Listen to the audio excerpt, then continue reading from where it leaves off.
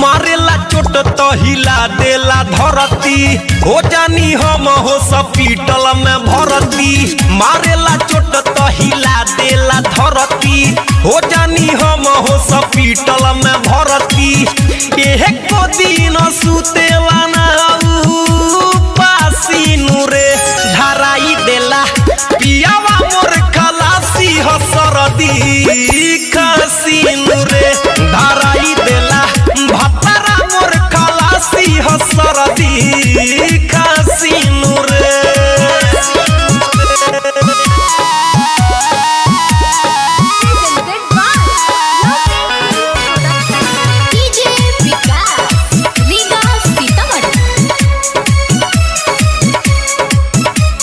चोली में मुहवा डाल के मुआना चीखत रहेला सरदी से हरदम लहंगा हमारो चीखत रहेला।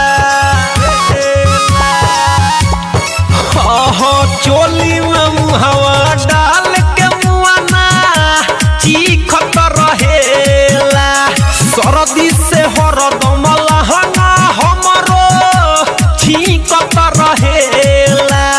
मन पर मनवा मोरी लगा के फांसीनु रे धराई देला पियावा मोर खलासी हसरदी खसीनु रे धराई देला भतरा मोर खलासी हसरदी खसीनु रे।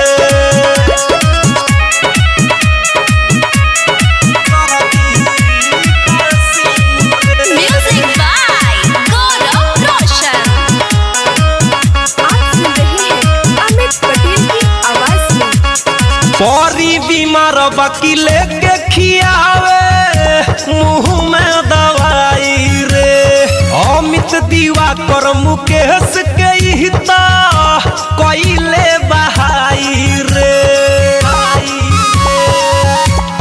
हाय हाय परी बीमार वकीले के खियावे मुँह में दवाई रे अमित दिवाकर मुकेश के हिता कोइले बहाई रे।